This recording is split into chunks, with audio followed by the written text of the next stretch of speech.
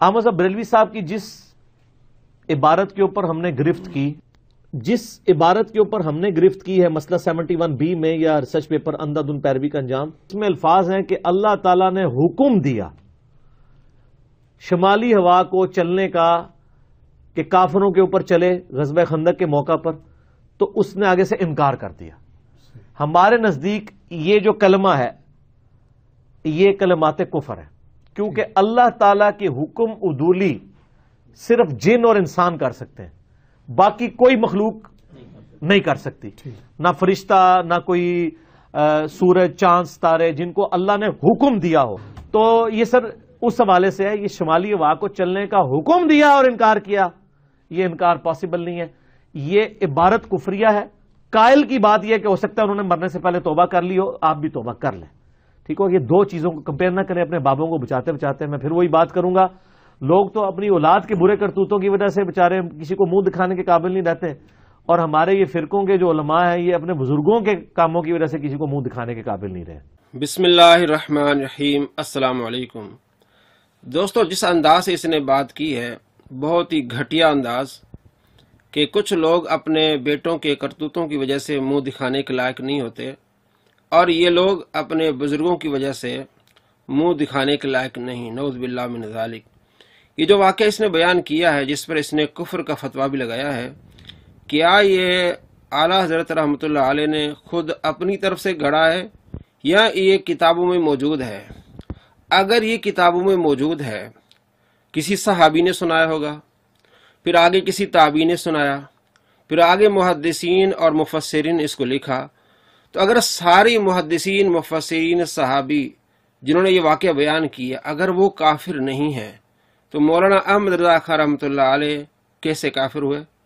اگر نعوذ باللہ یہ کفر مولانا احمد رضا خان رحمۃ اللہ علیہ پر یہ لگا رہا ہے، تو جنہوں نے اس واقعے کو بیان کیا تو وہ کافر کیوں نہیں ہے؟ دوسری بات یہ کہ مولانا احمد رضا خان رحمۃ اللہ علیہ کی اپنی کتاب نہیں ہے، یہ ملفوظات ہیں۔ آپ کو پتا ہوتا ہے جب کسی سے کوئی انٹرویو لیتا ہے تو اس میں الفاظ کا ہیر پھیر بہت ہوتا ہے۔ اگر آپ نے کفر کا فتویٰ لگانا ہے تو پہلے آپ فتاوی رضویہ سے دکھائیں، یہ تو ان کے ملفوظات ہیں، بعد والوں نے لکھے ہیں، ان میں الفاظ کا ہیر پھیر ہوتا ہے۔ یہ جو واقعہ ہے میں آپ کو 36 کتابوں سے دکھاؤں گا۔ اگر مولانا احمد رضا خان رحمۃ اللہ علیہ پر یہ کفر کا فتویٰ لگتا ہے تو ان 36 کتابوں کے مصنفین پر بھی لگے گا، جن میں امام ترمذی بھی ہیں، جن میں اکرمہ تابعی بھی ہیں، جن میں صحابی حضرت عبداللہ بن عباس رضی اللہ تعالیٰ عنہما بھی ہے۔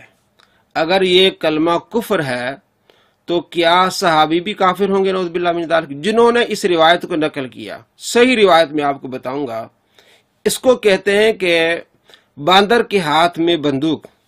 اس باندر کے ہاتھ میں عبارت آ گئی، نہ اس نے تحقیق کی، نہ اس نے دیکھا کہ مولانا احمد رضا خان رحمۃ اللہ علیہ نے یہ کہاں سے لی ہے۔ اگر یہ میں فتویٰ لگا رہا ہوں تو یہ فتویٰ کہاں تک جائے گا اور حقیقت حال کیا ہے وہ بھی اس نے نہیں دیکھی۔ یا تو یہ بندہ جاہل ہے اور یا اس کے دل میں بغض ہے، اور میرے نزدیک دونوں چیزیں ہیں، جاہل بھی ہے، اس نے تمام عبارات کو نہیں دیکھا، اور اس کے دل میں بغض بھی ہے۔ اب یہ جو واقعہ ہے 36 کتابوں میں موجود ہے، اور اس سے زیادہ بھی ہیں، کم سے کم 36 کتابوں میں موجود ہے، اور کسی نے مکمل واقعہ بیان کیا ہے اور کسی نے مختصر۔ اہل حدیث کے عالم میں بہت بڑے شوکانی، علامہ شوکانی، اس نے بھی اس واقعے کو لکھا ہے۔ اگر وہ کافر نہیں ہوتے اس کا اس نے ذکر کیوں نہیں کیا؟ علامہ جلال الدین سیوطی رحمۃ اللہ علیہ نے اس کو لکھا ہے، ابن کثیر نے اس کو لکھا ہے، ابن جریر نے اس کو لکھا ہے، علامہ زرقانی نے اس کو لکھا ہے۔ اگر یہ کافر نہیں ہوتے تو مولانا احمد رضا خان رحمۃ اللہ علیہ کافر کیسے ہوتے ہیں؟ اگر مولانا احمد رضا خان رحمۃ اللہ علیہ پر کفر کا یہ فتویٰ لگتا ہے تو ان پر کیوں نہیں لگے گا؟ آئیے وہ حوالے میں آپ کو دکھاتا ہوں۔ دوستو آپ دیکھ رہے ہیں یہ مکتبہ شاملہ ہے، اور یہ واقعہ 36 کتابوں میں موجود ہے۔ النتائج نیچے آپ دیکھیں گے 36 نمبر لکھا ہوا ہے کہ یہ واقعہ جو اعلیٰ حضرت نے بیان کیا ہے یہ 36 کتابوں میں موجود ہے۔ اگر یہ فتویٰ اس عبارت کے لحاظ سے اعلیٰ رحمۃ اللہ علیہ پر لگتا ہے تو ان 36 مصنفین پر بھی لگے گا۔ سب سے پہلے تفسیر طبری، امام محمد بن جریر طبری رحمۃ اللہ علیہ نے اس واقعے کو لکھا ہے جلد نمبر 20 اور صفحہ نمبر 412 میں۔ نمبر 2 حوالہ تفسیر طبری، جلد نمبر 19 صفحہ نمبر 25۔ نمبر 3 حوالہ تفسیر ابن ابی حاتم رحمۃ اللہ علیہ 17601 نمبر پر لکھتے ہیں، عبداللہ بن عباس رضی اللہ تعالیٰ عنہما بیان کرتے ہیں کہ جب احزاب کی رات آئی تو باد صبا باد شمال کی طرف گئی اور اس نے کہا چلیں اللہ اس کے رسول کی مدد کرتے ہیں، تو اس نے انکار کیا تو اللہ تبارک و تعالی نے اس پر غضب فرمایا اور اسے بانجھ بنا دیا۔ تفسیر ابن ابی حاتم جلد نمبر 9 اور صفحہ نمبر 3117۔ اگر یہ فتویٰ اعلیٰ پر لگتا ہے، ان کی عبارت پر لگتا ہے، تو یہ امام ابن ابی حاتم پر بھی لگتا ہے۔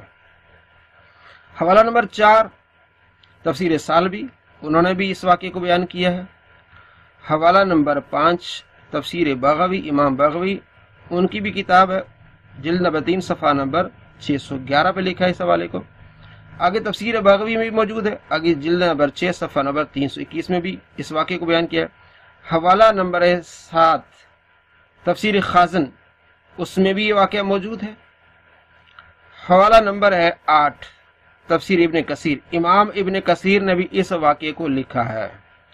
حوالہ نمبر 9 تفسیر ابن کثیر، جلد نمبر 6 صفحہ نمبر 344۔ حوالہ نمبر 10 اللباب فی علوم الکتاب، انہوں نے بھی اس واقعے کو لکھا ہے۔ حوالہ نمبر ہے 11 الدر المنصور فی تفسیر بالمعصور، امام جلال الدین سیوطی رحمۃ اللہ علیہ کی کتاب ہے، اور یہ لکھتے ہیں کہ اس ہوا نے انکار کیا، اللہ نے ان پر غضب فرمایا اور اسے بانجھ بنا دیا۔ امام جلال الدین سیوطی رحمۃ اللہ علیہ بھی اسی واقعے کو لکھتے ہیں۔ اگر امام جلال الدین سیوطی اس عبارت کی وجہ سے کافر نہیں ہے تو اعلیٰ حضرت بھی کافر نہیں ہے۔ آگے حوالہ نمبر 12، اس میں بھی یہ واقعہ موجود ہے۔ اور آگے فتح القدیر للشوکانی، اہل حدیث کے بہت بڑے امام ہیں شوکانی، انہوں نے بھی اس بات کو لکھا ہے، یہ ان کی کتاب ہے شوکانی صاحب کی، فتح القدیر، محمد بن علی بن محمد بن عبداللہ شوکانی الیمنی، المتوفا 1250 ہجری، فتح القدیر یہ تفسیر ہے ان کی۔ انہوں نے بھی کہا فغاضب اللہ علیہ، جب باد شمال نے انکار کیا تو اللہ نے اس پر غضب کیا، وجعل عقیمہ، اللہ نے اس کو بانجھ بنا دیا۔ عبداللہ بن مسعود رضی اللہ تعالیٰ عنہ سے روایت ہے کہ باد صبا شمال کی طرف آئی اور اس نے کہا چلیں اللہ اس کے رسول کی مدد کرتے ہیں، تو اس نے انکار کر دیا، اللہ تبارک و تعالی نے غضب فرمایا اور اسے بانجھ بنا دیا۔ یہ دیکھیں جی، آگے حوالہ نمبر ہے 14، اس میں بھی یہ واقعہ موجود ہے۔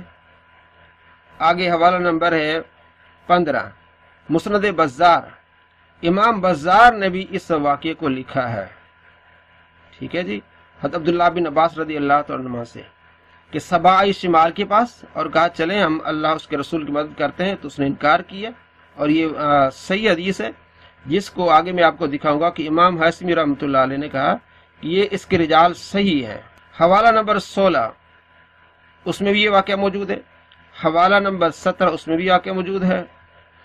حوالہ نمبر 18 اس میں بھی واقعہ موجود ہے۔ حوالہ نمبر 19 اس میں بھی واقعہ موجود ہے، کتاب آپ کے سامنے۔ حوالہ نمبر 20 اس میں بھی واقعہ موجود ہے۔ حوالہ نمبر 21 کشف الاستار، امام حیثمی رحمۃ اللہ علیہ کی کتاب ہے، اس میں بھی واقعہ موجود ہے۔ حوالہ نمبر 22 مجموع الزوائد، امام حیثمی رحمۃ اللہ علیہ کی کتاب ہے، اور حدیث نمبر 9936 وعن ابن عباس رضی اللہ عنہما قال اتت الصبا شمال، بعد صبا شمال کے پاس آئی احزاب کی رات، اس نے کہا چلیں ہم اللہ کے رسول صلی اللہ تعالی علیہ وآلہ وسلم کی مدد کرتے ہیں۔ شمال نے کہا ان الحرۃ لا تستری باللیل، ہوائیں جو ہے رات کو نہیں چلتی، گرم ہوائیں، تو وہ اللہ تبارک و تعالی نے اس کو بھیجا باد صبا کو کہ تم بھی جاؤ، اور شمال کو کہا وہ بھی جائے، تو اس نے انکار کر دیا۔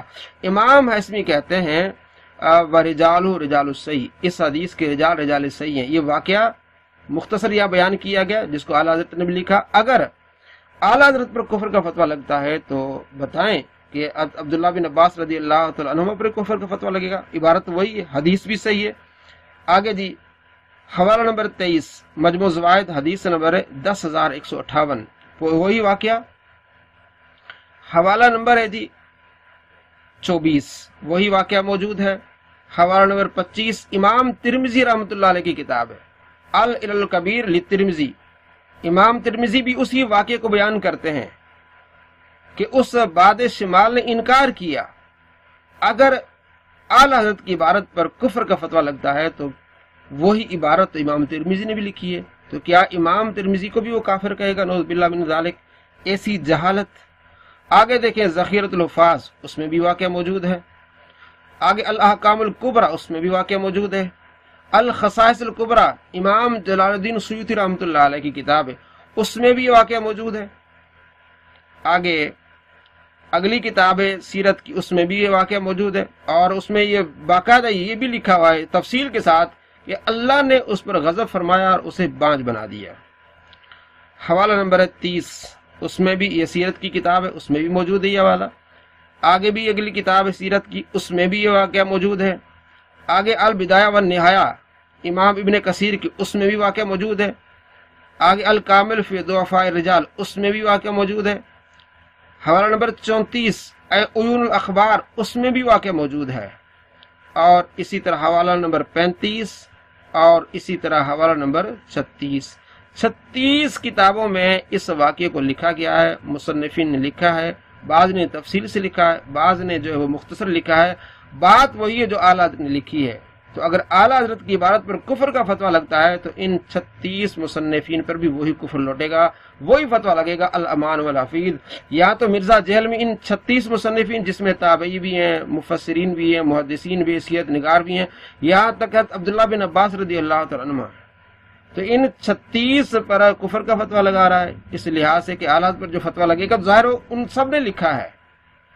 نعوذ باللہ من ذالک، کتنی جہالت ہے۔ اصل بات یہی ہے کہ اللہ تبارک و تعالیٰ نے باد صبا کو حکم دیا کہ تم جاؤ اور باد شمال کو بھی ساتھ لے کے جاؤ اور کفار کو نیست و نابود کرو، تو ڈائریکٹلی باد شمال کو حکم نہیں ہوا، باد صبا نے جا کے اسے کہا ہے تو اس نے انکار کر دیا۔ اور یہی آلات کی عبارت میں ہے کہ اللہ تبارک و تعالیٰ نے اپنے محبوب کی مدد فرمانا چاہی تو باد شمال کو بھی حکم ہوا۔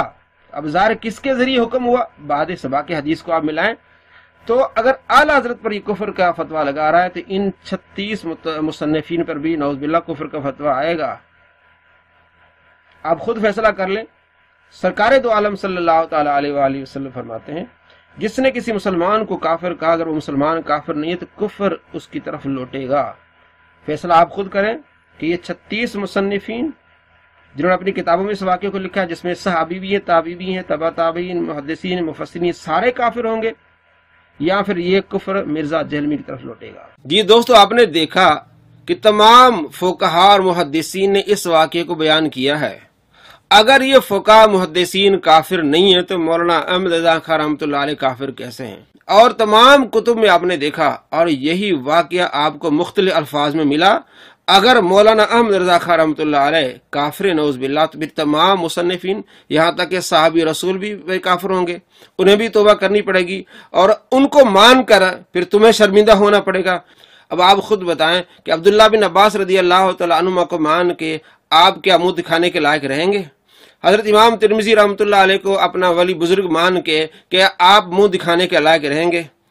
امام ابن جریر طبری کو آپ ایک مفسر مان کے کیا منہ دکھانے کے لائق رہیں گے؟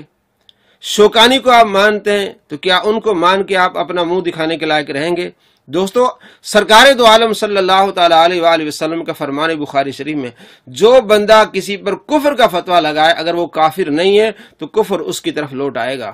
یا تو یہ 36 کتابوں کے مصنفین نعوذ باللہ اس کے کہنے پر کافر ہیں، اگر یہ کافر نہیں ہے تو کفر کا فتویٰ اس مرزا جہلمی پر آئے گا، اور یقیناً یہ 36 مصنفین جو ہیں یہ نعوذ باللہ کافر نہیں ہیں، اور کفر کس پر لوٹے گا؟ مرزا جہلمی پر لوٹے گا۔ یہ ہے اس کی حقیقت۔ اسے کہتے ہیں باندر کے ہاتھ میں بندوق آئے۔ اس باندر نے نہیں دیکھا کہ یہ عبارت کہاں ہے، کن کن کتابوں میں لکھی ہوئی ہے، اس نے اس پر کفر کا فتویٰ لگایا۔ اور اصل بات یہ ہے کہ اللہ تبارک و تعالی نے باد صبا کو حکم دیا، اس نے جا کے آگے کہا کہ چلو ہم سرکار دو عالم صلی اللہ تعالی علیہ وآلہ وسلم کی مدد کرتی ہیں، تو اس کو بھی حکم ہوا، یعنی اللہ نے باد صبا کو کہا اور ڈائریکٹلی نہیں، انڈائریکٹلی، اور اس نے اس باد صبا کے کہنے پر اس نے انکار کیا، تو یہ کفر نہیں ہے۔